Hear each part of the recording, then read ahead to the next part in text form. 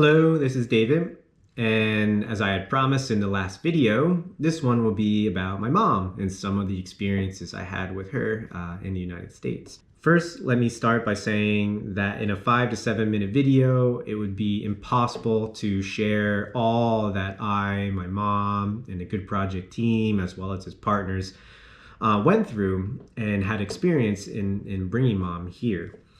And getting her here was not easy. It was probably the most difficult and challenging thing I have ever had to do in my life. And it took the support of a large international team, and I couldn't have done it without their help. So let's start in 2013.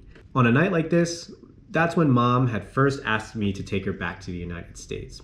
She really wanted to see her kids. She really wanted to see my father and relive a life that she had once known decades ago. Well, in 2020, we finally did it. Mom made it to the United States.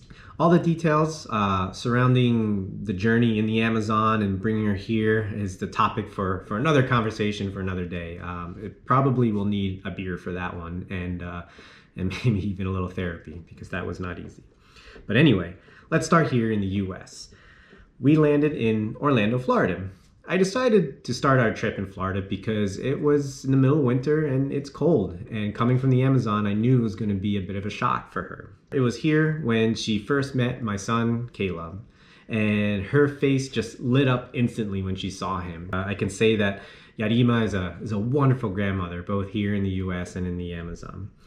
And I remember thinking, wow, this is what she must have looked like when she was raising me and playing with me when I was 2 years old here in the United States. It was a majestic moment, and kids are just a precious thing. They have this magical ability to ease all discomforts and tension with their silly little antics and their heartwarming giggles and laughs. Naturally, in Florida, we took a trip to the beach.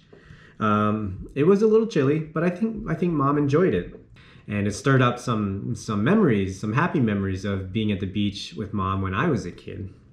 As I mentioned before, it was challenging hosting my mom, hosting an Amazonian woman. And I was always busy coordinating logistics and heavily involved in my research and the Good Project work that at times it kind of slipped to my mind that there's some ordinary things, mundane, everyday things that aren't so ordinary and mundane for my mother.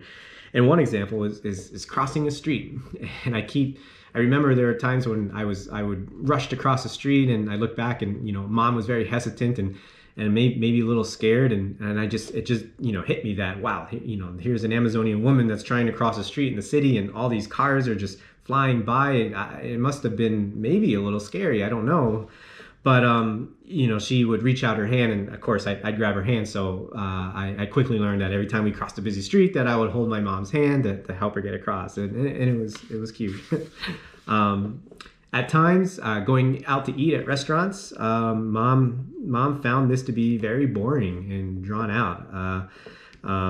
It was not always bad, but it seemed that if we were to spend a little more time than usual at the table, you can tell she would be bored. And here's an example of mom being bored at the restaurant. It was difficult at times to feed my mom. She had a very limited diet here in the US. There was hardly a thing that really resembled the food in the Amazon. So she was limited to plantains, eggs, and basically chicken. Or she would say chicken because they don't say the CH. They don't have that sound in their language. So mom would say chicken. I want some chicken. But something that she never grew tired of was shopping. And in the beginning, we would go a couple of times a week. She absolutely loved it. And so here's a photo of me and mom shopping at Walmart and mom playing with a doll with Caleb. She would often designate various items for individual peoples in her village. For example, yarn for the women and the girls in the village, thread for also for the women, but very important for the men as they use that to tie the fletching on their arrows. But then it hit me that Okay, so she's probably thinking of a shopping list for all the people in the village, and we could have 75 to 100 people to shop for. And this became a little bit of a strain for me because it really was starting to hurt my wallet. And there was times when I just wanted to go food shopping, and of course I'd bring mom along to get her out of the house. And then when it was time to check out, I had noticed that she would sneak in some clothes or a dress or some, non-essential items, maybe more stuff for her village. And, I was going to, what can I say to my mom? Just say, no, mom, you can't get this. And, and I know how much it means to her, but we were burning money really fast. And I had always wondered if mom had ever grasped any kind of concept over currency. Anyway, not everything was shopping. I did take her out to the park quite a few times, and she very much enjoyed canoeing here in a park in Florida. Eventually, we did make our way to the Northeast because we had a mission to complete, and that was for her to reunite with her family. And we finally made it to my hometown, and here she met my daughter, Naomi. To be able to introduce my kids to their Yanomami grandmother and their unique heritage was exciting. I hope that someday I would be able to bring my children to the Amazon so that they can visit their Yanomami homeland and meet their Yanomami family. Mom took a trip to New York and visited the American Museum of Natural History, and there is a portrait of my mom on exhibit in the Hall of South American Peoples. So if you ever decide to go to New York, pay my mom a visit at the American Museum of Natural History. We also took mom and friends to Philadelphia, where we reveled in the Philly cheesesteak. Actually, mom didn't eat the cheesesteak because she thinks that beef is kind of a disgusting food, and I don't really blame her. It is disgusting, but boy, those cheesesteaks were delicious. But she did feast on French fries, and she loved French fries, and she ate that quite a bit here in the U.S. Sometimes the plans backfired. Once we had taken her to an aquarium, and I just thinking that it would be cool for mom to see all these different aquatic animals and fish from all over the world. But when she saw fish that resembled the fish back in the Amazon, she grew very, very sad and homesick. And so that plan kind of backfired, and can't win it all. And I did the best I could.